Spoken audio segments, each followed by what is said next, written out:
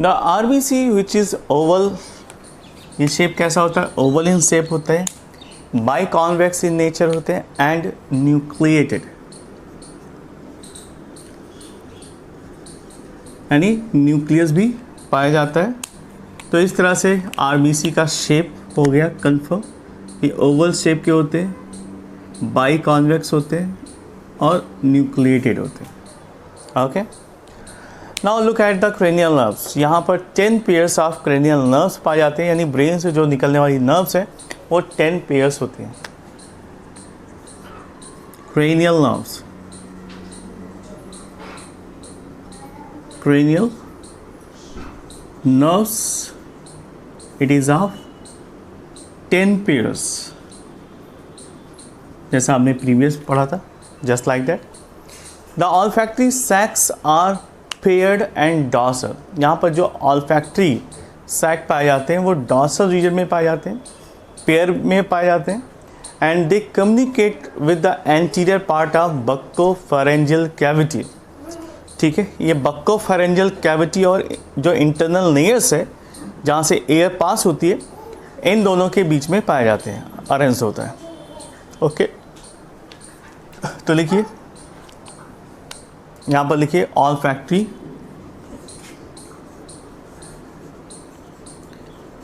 Sac, ये smell से related होता है। ठीक है, it is found in the pair, found in pairs. Okay, next, found in the dorsal region,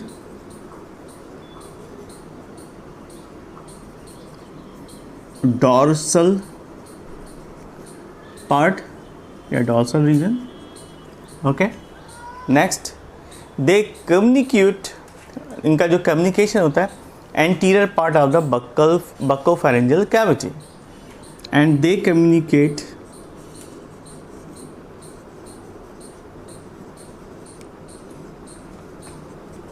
with anterior part of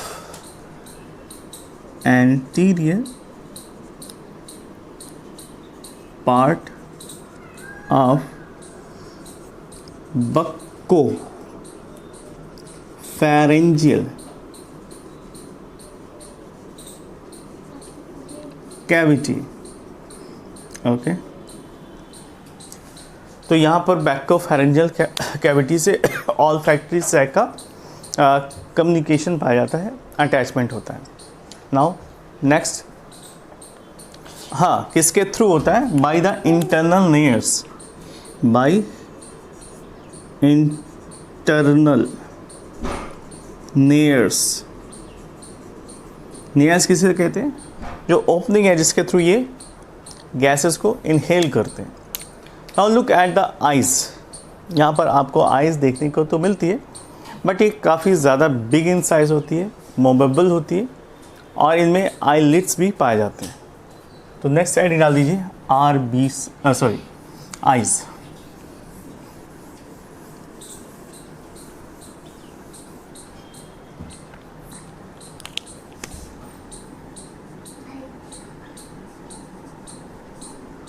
eyes.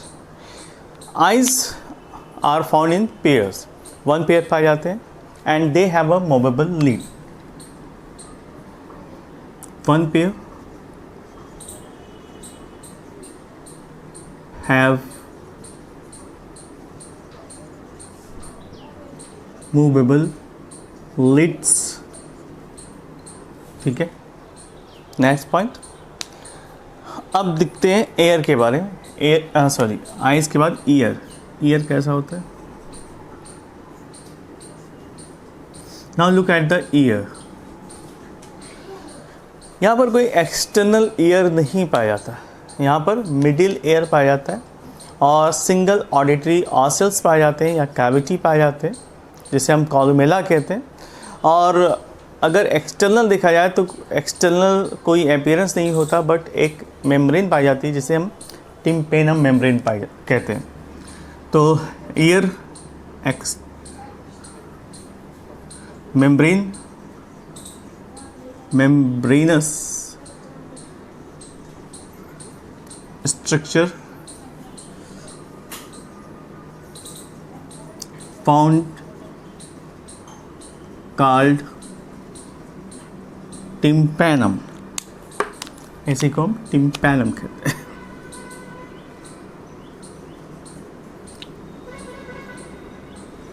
ठीक है, next point, in the case of middle ear there is a single auditory ossicles, single auditory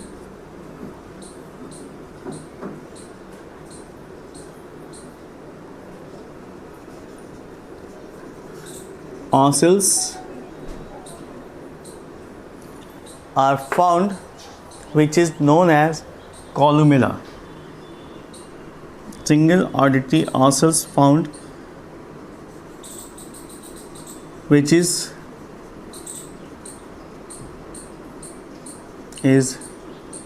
known as, इसका नाम है columella।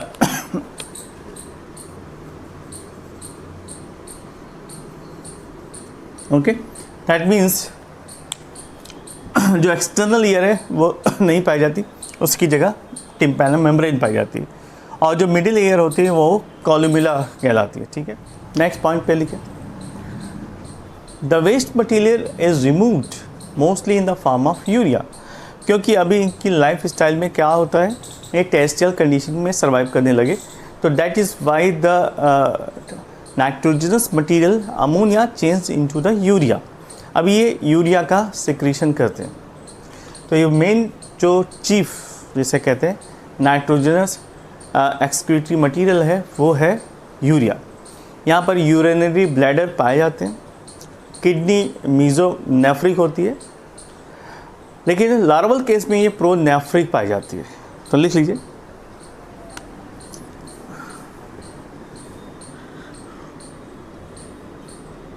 Secretion या excretion,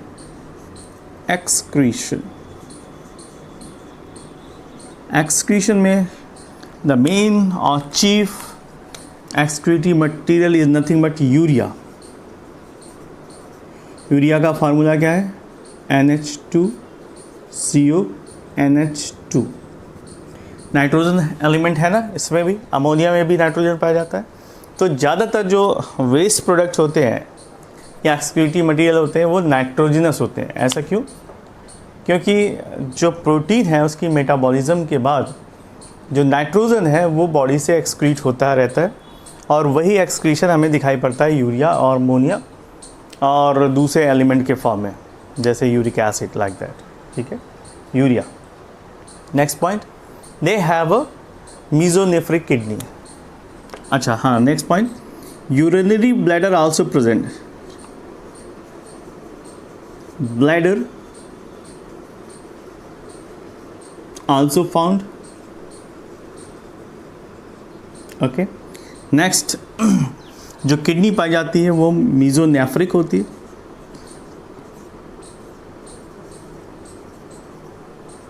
kidney found in adult. Next, pronephric जो kidney पाई जाती है वो पाई जाती है लार्वल में, but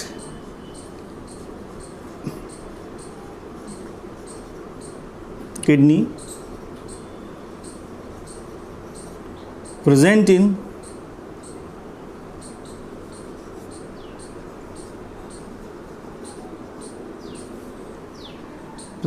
the larva।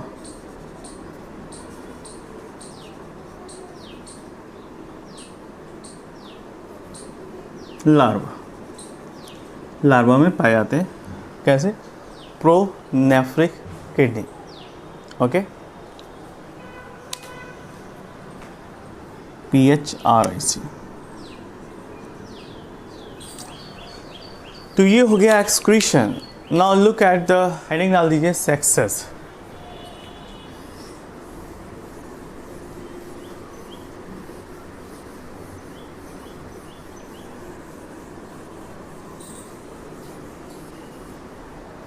In the case of amphibia, the sexes are separated.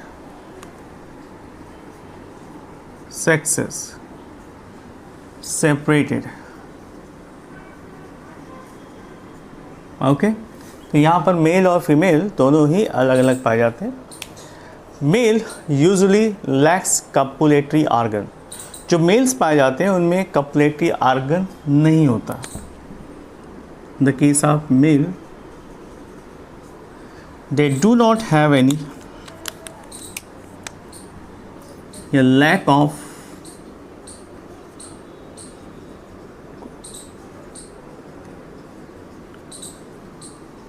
copulatory organ. Okay males में ज़्यादातर केसेस में कॉपुलेटरी ऑर्गन नहीं पाया जाता. फर्टिलाइजेशन एक्सटर्नल होता है, आउटसाइड द बॉडी.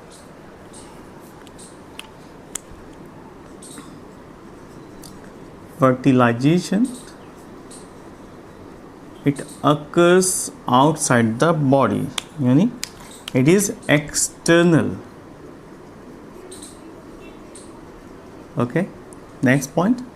Fertilization के बाद next आता है, यहाँ पर ज़्यादातर जो ऑर्गेनिज्म या एनिमल्स पाए जाते हैं वो ओविपेरस होते हैं और डेवलपमेंट की प्रोसेस इनडायरेक्ट पाई जाती है.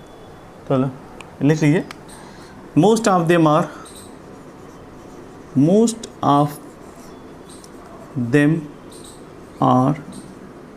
oviparous and development process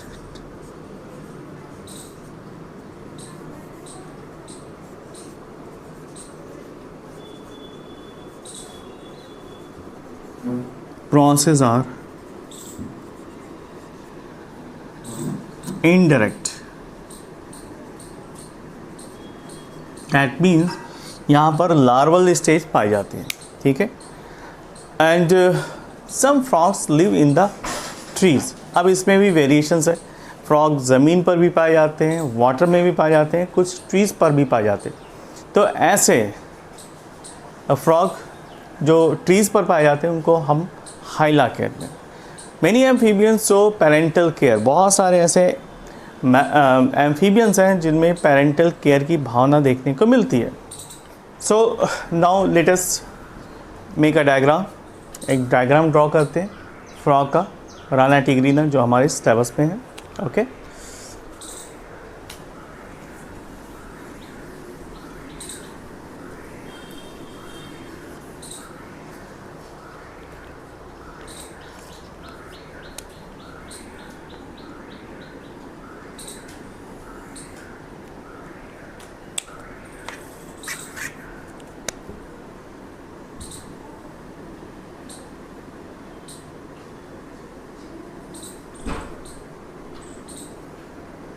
So this is the structure of frog and because there is a patches. यहाँ पर बॉडी में बहुत सारे पैचेस दिखाई पड़ते हैं, इसलिए हम इसको टिग्रीना कहते हैं. ये पैचेस कैसे होते हैं? जैसे टाइगर्स में पाए जाते हैं. दैट इज़ वाई इनको हम राना टिग्रीना कहते हैं. And this patch are found all over the body,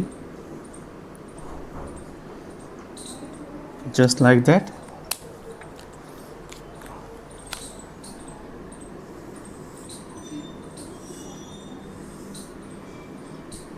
इसे हम फोरलिम कह सकते हैं. फोरलिम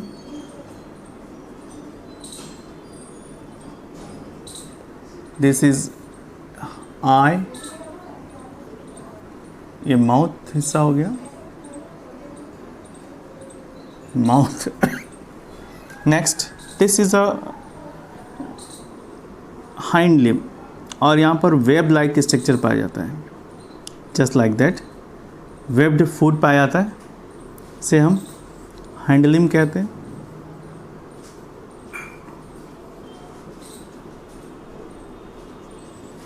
ओके और यहाँ पर एक छोटा सा स्ट्रक्चर इस तरह दिखाई देता है. इसी को हम टिम्पैनम मेम्ब्रेन कहते हैं, टिम्पैनम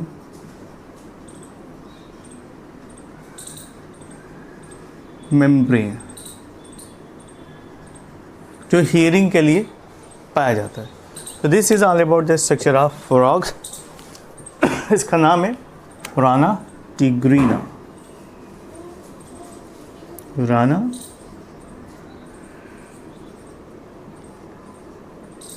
ये हो गया फाइल class amphibia. Okay, welcome back student. In the last class we discussed about the class amphibia. हमने लास्ट क्लास में एम्फीबिया को डिस्कस कर लिया था और राना टिग्रीना जो हमारे सिलेबस में है उसके बारे में डिटेल स्टडी कर रखी थी। Now today I am going to start next class reptilia.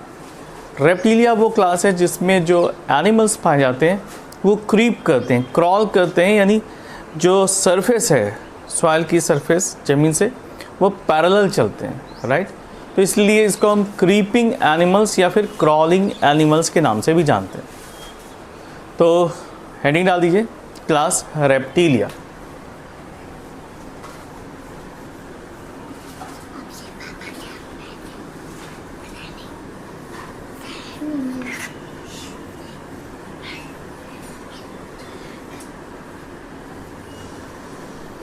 So the class reptilia. Reptilia means they have a rectum for the creeping or crawling purpose. अगर हम इसको बाइफर्केट करें तो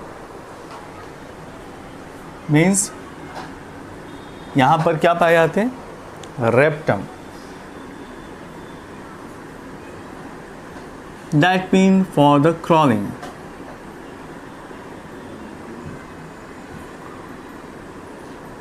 Animals which belongs to the phylum, mostly crawling animals.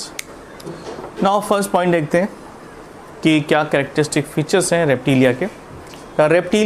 Reptiles present in the first class of the vertebrates which are fully adapted for the life, जो कि land condition या dry places के लिए एक्वायर्ड होती है।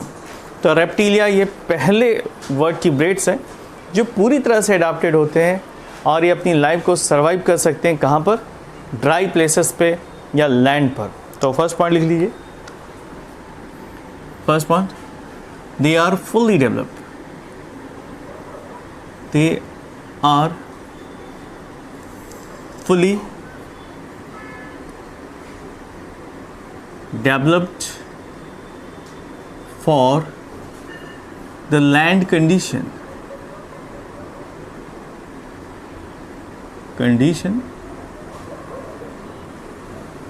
and adapted for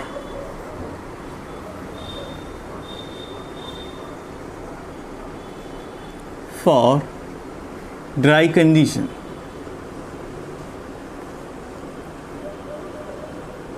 okay, तो सबसे बड़ी बात ये है कि ये पूरी तरह से वेल डेवलप होते हैं लैंड कंडीशन के लिए और आसानी से।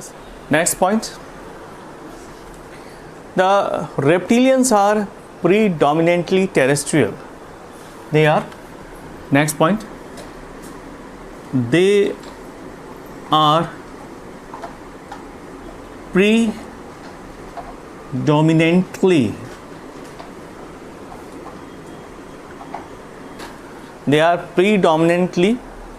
सर्वाइवल या सर्वाइव करते हैं किस कंडीशन में, टेरेस्ट्रियल कंडीशन में।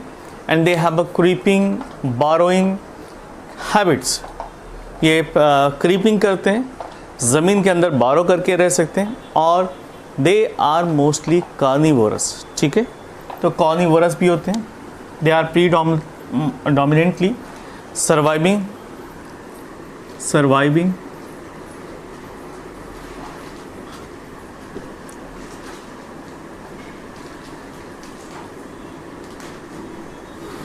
animal in the land.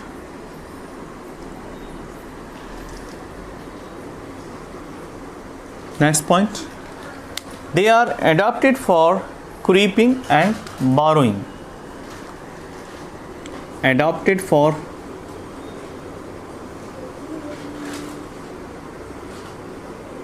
creeping and borrowing. Borrowing का मतलब ये होता है कि ज़मीन के अंदर ये क्या करते हैं, होल बनाते हैं और वहाँ पर सर्वाइव करते हैं। ज़्यादातर केसेस में ये कार्निवोरस होते हैं, ठीक है। तो इनका नेचर कैसा होता है, they are carnivorous in nature, carnivorous, okay.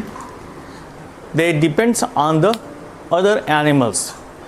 Next point, they are air breathing, यानी ये ऑक्सीजन पर डिपेंडेंट रहने वाले एनिमल्स हैं। ये कोल्ड ब्लडेड होते हैं, ओबीपेरस होते हैं और टेरेस्ट्रियल टेट्रापोडल वर्टिब्रेट्स कहलाते हैं, ठीक है। तो नेक्स्ट पॉइंट देखते हैं।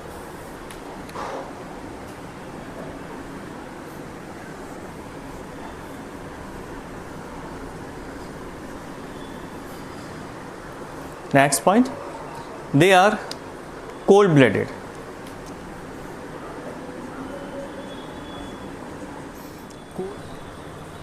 So next point लिखते हैं।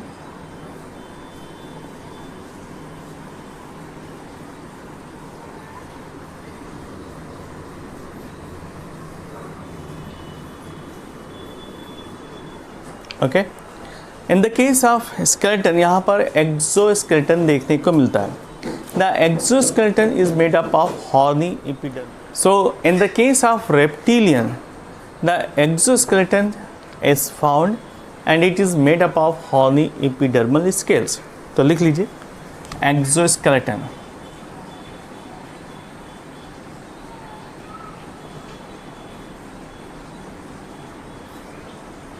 It is made up of horny scales.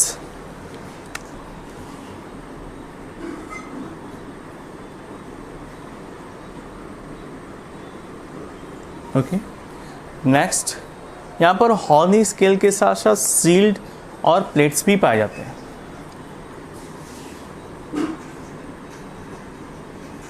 Shields और प्लेट्स ये सभी यहाँ पर पाए जाते हैं एज अ प्रोटेक्टिव लेयर, जो सिक्योरिटी या एक्सोस्केलेटन का काम करते हैं। Next point, the skin is dry and conified and they do not have glands. Skin, skin आपने देखा होगा तो ज़्यादातर कैसी होती है, ड्राई होती है, dry, conified, okay, and they do not have any glands, devoid of glands, यहाँ पर ग्लैंड्स अवेलेबल नहीं होते। तो तीन फीचर्स आपको यहाँ पर भी देखने को मिल गए। The skin have dry textures, dry पाए जाते हैं।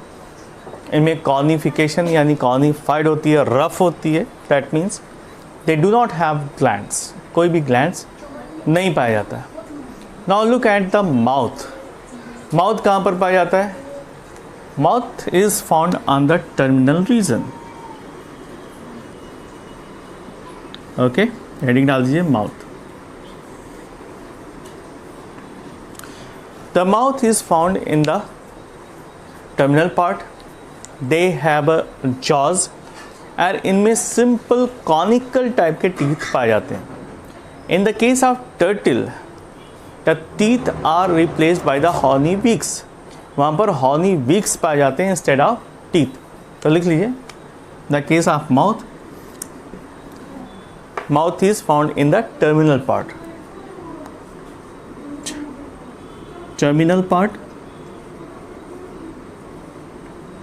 Next, they possess jaws, jaws पाए जाते हैं।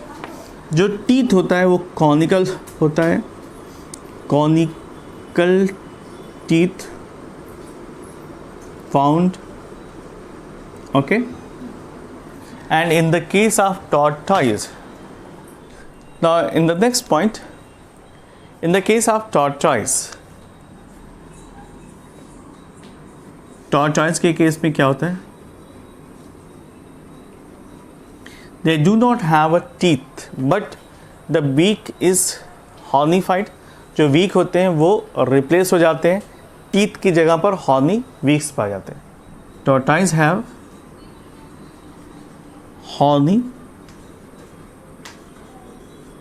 beaks.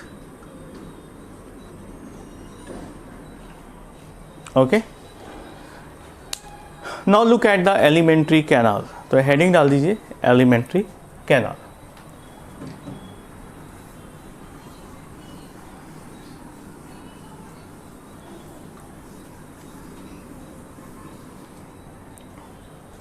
हेडिंग डाल दीजिए alimentary canal।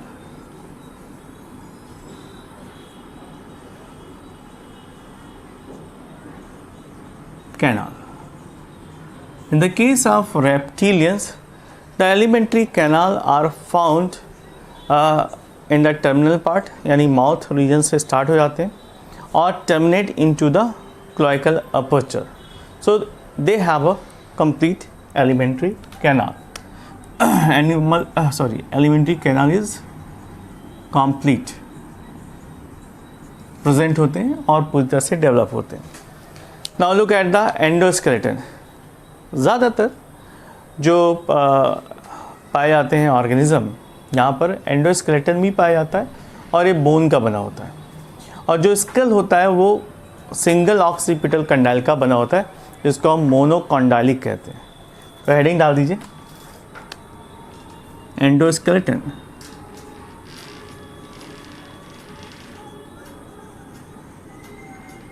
Endoskeleton, it is made up of bone.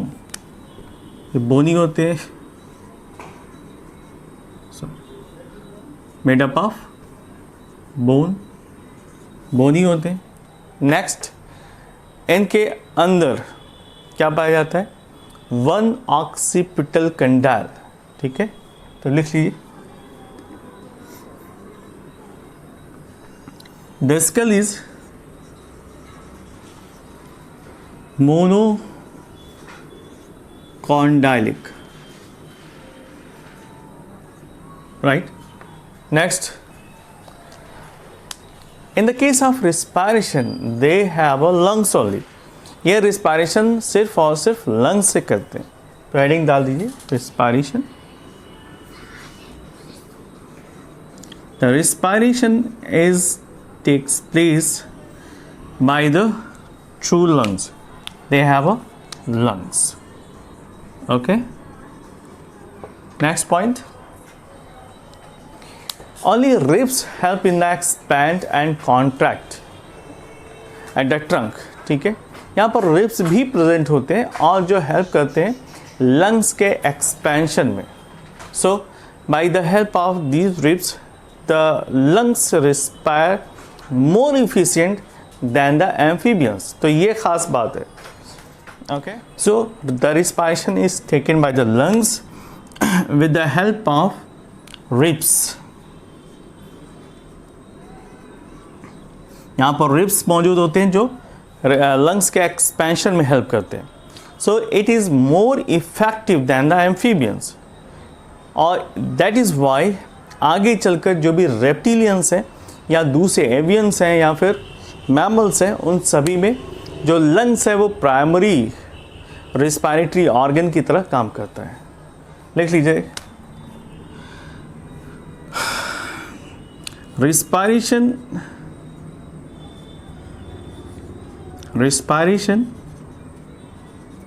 in a reptilian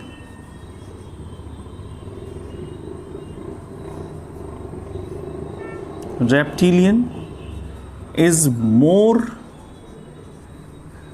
effective या एफिशिएंट, क्योंकि यहाँ पर रिब्स क्या करते हैं, हेल्प करते हैं, इसलिए यहाँ पर मोर इफिशिएंट पाया जाता है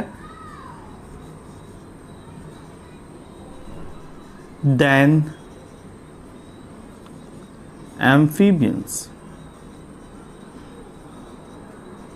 ओके, तो कीप इन माइंड जो लंग्स रिस्पायरेशन है वो रेप्टिलियन का ज़्यादा इफेक्टिव होता है as compare to the amphibians. Now look at the heart. जो रेप्टिलियंस होते हैं उनमें 3 चैम्बर हार्ट पाए जाते हैं।